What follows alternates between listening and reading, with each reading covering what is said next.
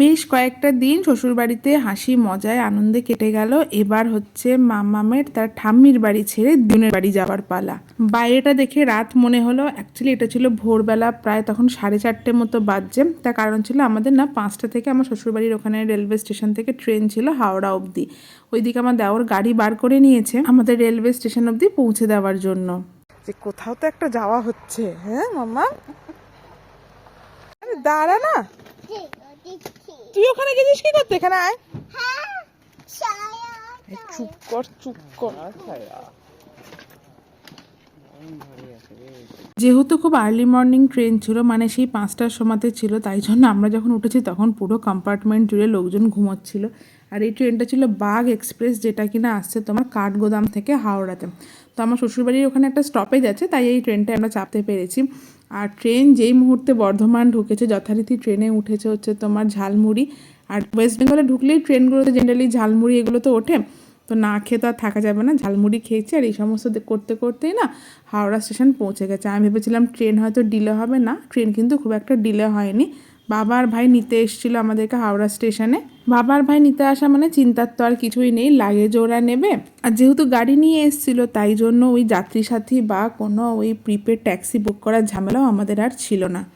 বাবা ওখানে বসার অবস্থা, আমার শ্বশুরবাড়িতে বলো বা এইখানে মামামের একটা এত ব্যাড হ্যাবিট হয়ে যাচ্ছে জানো তো, ও সবসময়তে গাড়ির ফ্রন্ট সিটে বসতে চায়। আসলে ফ্রন্ট সিট থেকে পুরোটা দেখা যায়, ও ফ্রন্ট সিট ছাড়া বসতেই চাইছে না। ব্যাক সিটে বসালে না ও এরকম মুখ বাড়িয়ে বাড়িয়ে ফ্রন্ট সিটটার দিকে দেখতে চাইছে। যাই হোক, এখানে ম্যানেজ হয়ে যাচ্ছে, কিন্তু যখন ধরো তুমি ওলা উবের বা কোনো ক্যাবে যাবে, তখন তো সবসময় এরকম ফ্রন্ট সিটে ওকে বসতে অ্যালাউ করবে না না। যাই হোক, আমি আর বাবা পিছনের সিটে বসেছিলাম, অর্ণব মাম্মামকে নিয়ে ফ্রন্ট সিটে বসেছিল, আর ভাই তো ড্রাইভই করছিল। যাই হোক, বাড়ি এসে গেছি, গেটে এসে দেখছি মা মামামের জন্য অপেক্ষা করছে। আর গাড়িতে আস্তে আস্তে না মামাম ঘুমিয়ে গেছিলো। তো মা বলছে দে ওকে এখনই কোলে নিয়ে নি, ও তো জেগে গেলে আর আমাদের কোলে আসতে চাইবে না।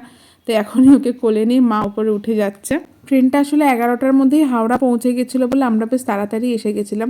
ফ্রেশ হয়ে দেখছি মা একটা সুন্দর লাকি ব্যাম্বু ট্রি বাড়িতে এনেছে, বেশ ভালো লাগলো। ভাবছি দিল্লি গিয়ে আমিও একটা কিনবো।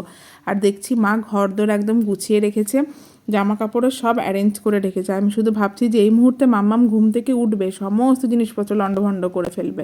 দুপুরে খাবার খেতে বসেছি, দেখছি মা আমার ফেভারিট হ্যালেংচার ডাল বানিয়েছে। তোমরা কে কে হ্যালেংচার ডাল জানো জানাবে। অর্ণব দেখলে তো মুখটা কেমন করলে হ্যালেংচার ডাল শুনে। তোমরা কারা কারা এই হ্যালেংচার ডাল খাও সেটা কিন্তু কমেন্টে জানাবে। আর হ্যালেং জিনিসটা কি সেটাও জানো কিনা কমেন্টে কিন্তু জানাবে।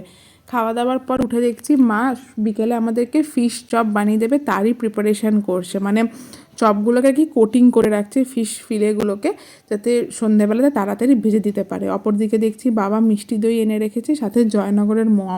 দুপুরে ভাত খেয়েছি, বেশ কিছুক্ষণ হয়েও গেছে। আমাদের এখানে শক্তি সুইটস বলে একটা দোকান আছে, সেখানে না বেশ ভালো মিষ্টি দইটা পাওয়া যায়, সেখান থেকে দইটা এনেছিলাম। তো সেটা একটা খেলাম, তারপরে দেখছি একটা মোয়াও এনেছে প্যাকেট, তো সেই মোয়াও একটা খেলাম।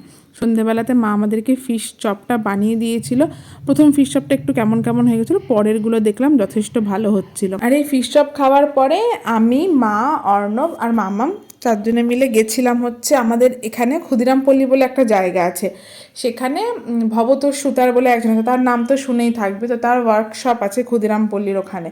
তো ভবতোষ সুতার আর কি, যে আমাদের এই বড় কলকাতার বড় বড় থিম পুজোগুলোতে করে না, উনি আর কি। তো উনার ওখানে পিঠে উৎসব হচ্ছিল বা পিঠে কম্পিটিশান টাইপের কিছু হচ্ছিল। তো সেইখানে আমরা গেছিলাম, গিয়ে দেখছি সবাই খুব সুন্দর সুন্দর উনুন বানিয়েছে। হ্যাঁ, সেই উনুনের মধ্যে পিঠে বানাচ্ছে। তবে জানো তো আমাদের যেতে একটু দেরি হয়ে গেছিলো, নয়তো গোকুল পিঠে, পাটি সাপটা, পুলি পিঠে অনেক রকমের সবাই বানাচ্ছিল। কিন্তু আমরা যেতে যেতে দেখছি কি সবার ম্যাক্সিমামেরই পিঠে বানানো হয়ে গেছে, কয়েকজনই দেখছি সাজের পিঠে বানাচ্ছে এই সুন্দর উনুনগুলোর মধ্যে।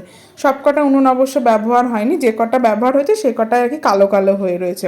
সাইডে দেখলাম নতুন অনেকগুলো উনুন বানিয়ে রেখেছে, পরদিনকারও নাকি ওরকম আর কি কম্পিটিশান হবে, তো তখন এই উনুনগুলো ব্যবহার করবে। কত রকম ডিজাইনের যে উনুন বানিয়েছে কি বলবো। সঙ্গে দেখছি অনেকে বেশ সুন্দর সুন্দর ডিজাইনের না বাসনও ব্যবহার করছিল। আর এইখানে না সবাই ওই পিঠে যে বানিয়ে এনেছে, এখানে পিঠেগুলোকে বানিয়ে বানিয়ে রাখছে, কেউ যদি গিয়ে চাইছে তো তাকে খেতে দিচ্ছে।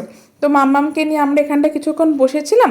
তারপরে না ওই যিনি বলছিলাম ভবতোষ সুতারের যে ওয়ার্কশপে কিছু আর্ট ফর্ম বানিয়েছে, সেগুলোই আমরা সবাই মিলে দেখছিলাম। বাঁশ দিয়ে এটা একটা দারুণ সুন্দর জিনিস বানিয়েছে, তোমরা দেখতে থাকো ভিডিওটা, বুঝতে পারবে যে কীরকম সুন্দর জিনিস একটা বানিয়েছে। এই যে চলো চলো চলো চলো। আমি তো ওটা দিয়ে আটকে যে ওটা দিয়ে ঢুকবো কি করে? দাঁড়া মা, এক সেকেন্ড এক সেকেন্ড। এই সিস্টেমটা জানো না? আই বাস দেখি কি সুন্দর লক হয়ে গেল। মা দাঁড়া, ভেতর যাবো, তুমি ভেতর দিয়ে আর বেরো, তুমি ভেতর দিয়ে বেরো বেরো বেরো, তুমি বেরো, তাহলে সিস্টেম বোঝা যাবে না। হ্যাঁ কি দারুণ না এটা, বেশ সুন্দর লাগলো ব্যাপারটা। যাই হোক, এইখানে দেখার পরে আমরা এবার বাড়ি চলে এসেছিলাম, খাওয়া দাওয়া করে ঘুমিয়ে পড়েছিলাম কারণ ভীষণ টায়ার্ড হয়ে গেছিলাম।